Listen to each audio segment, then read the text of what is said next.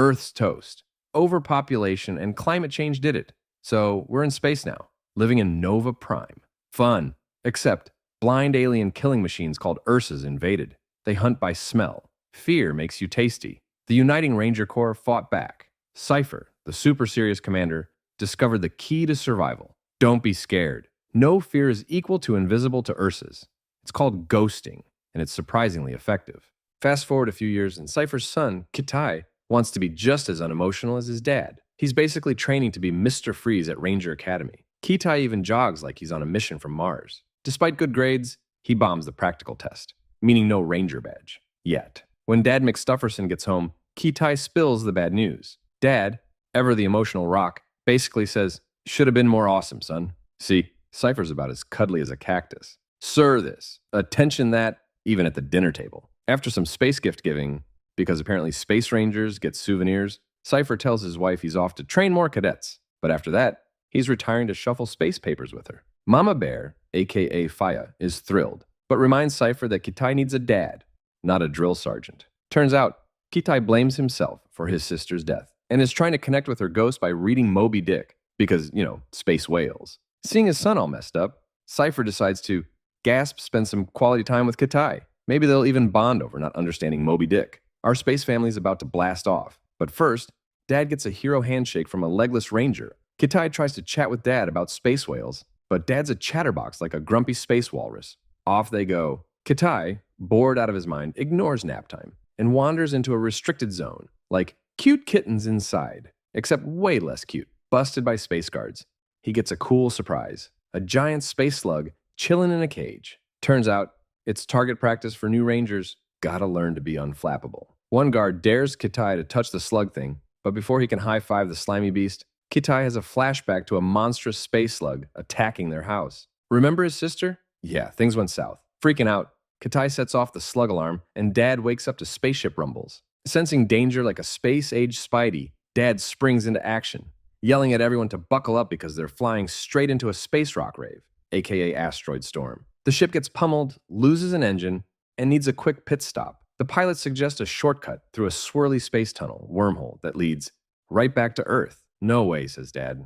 Earth's a no-go zone. But the ship's toast and needs to land pronto. As they hurtle towards the forbidden planet, Kitai freaks. Dad, ever the hero, even if he can't chat about space whales, calms him down with some deep breathing exercises. Just then, the ship explodes, sending Kitai flying and Dad, who knows where? Cliffhanger achieved. Kitai wakes up to spaceship wreckage. Dead space dudes everywhere, yikes. But Dad's alive. Bonus. They chat. Turns out the ship's missing its butt, technical term, and the space slug escaped. Double yikes. Dad's legs are toast, so he sends Kitai on a scavenger hunt for a thingy that can call for help. A beacon. Duh. Problem. The thingy's in the missing spaceship butt.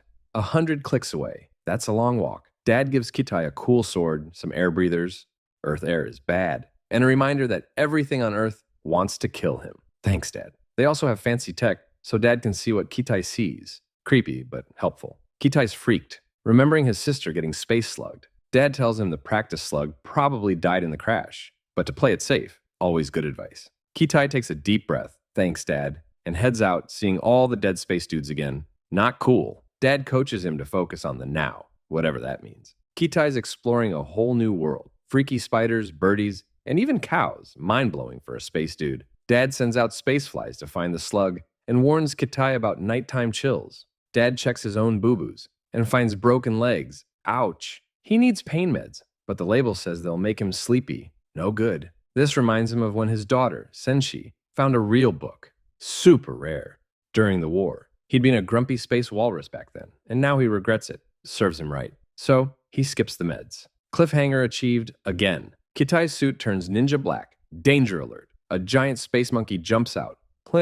Turns out Earth has its own weirdos. Dad tells him to play statue, but Kitai throws a rock like a scaredy cat. Bad move. More monkeys join the party and pelt him with rocks. Monkey payback. Kitai runs for the hills, sword drawn, totally unnecessary. Dad yells at him to chill by the river. Water calms everyone. Safe from monkeys, Kitai's still freaking out. Turns out, a space vampire leech latched onto him.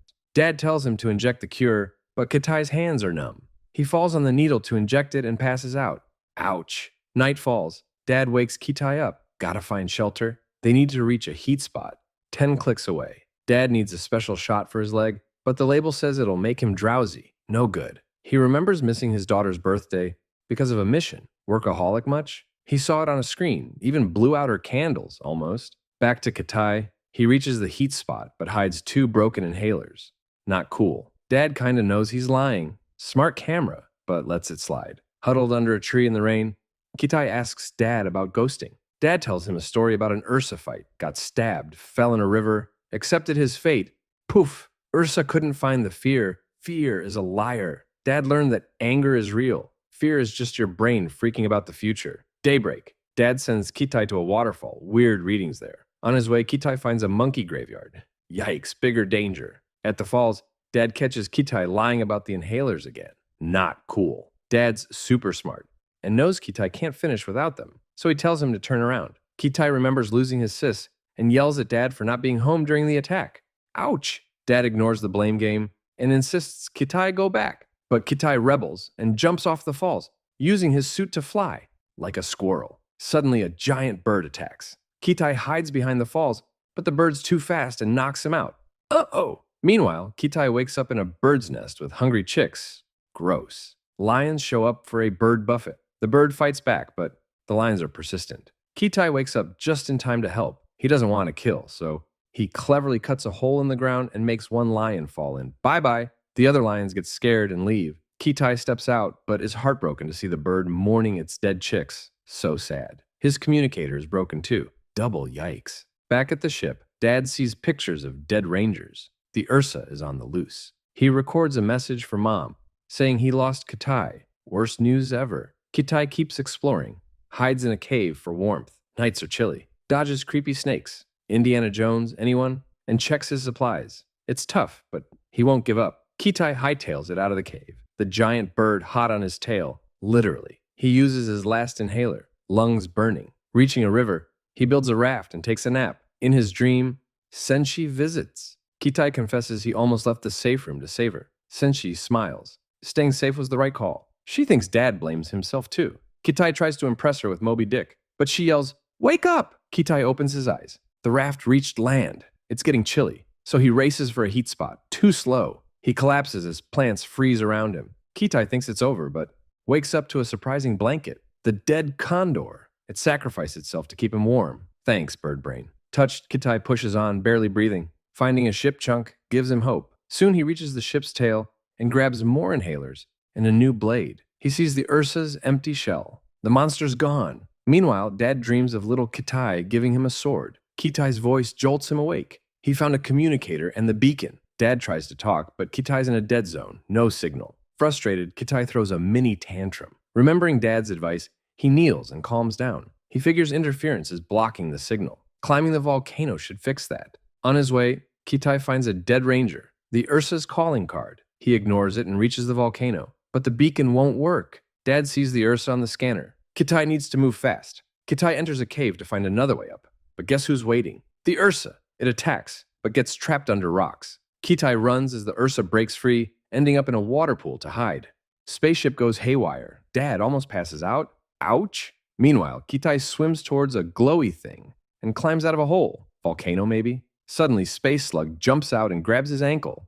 Kitai kicks it back in the water and keeps climbing. Up top, he tries to use the thingy to call for help, but the Space Slug jumps on him again. Rude. Kitai gets knocked down and remembers his sis and dad's advice. Grr! Then focus. He calms down and becomes invisible to the Space Slug. Ghost power. Confused, the slug leaves itself open for attack. Kitai slices it a few times. Good riddance. Dad sees all this before falling asleep. Bad timing. Kitai finally uses the thingy and gets rescued in a few hours. He checks on Dad, who's okay-ish. Dad tries to be all tough, but can't resist giving Kitai a salute. Proud dad moment. Kitai tackles him in a hug and says he wants to work with Mom. Dad hugs back, shocker, and says he wants to retire too. Happy ending. Moral of the story. Sometimes the best weapon is a calm head, and maybe a cool sword just in case. If you enjoyed this epic space opera, let us know in the comments. And don't forget to like, subscribe, and hit that notification bell so you never miss a space adventure. Who knows, maybe someday you'll be facing down a giant space slug. In which case, remember, deep breaths and aim for the slimy bits.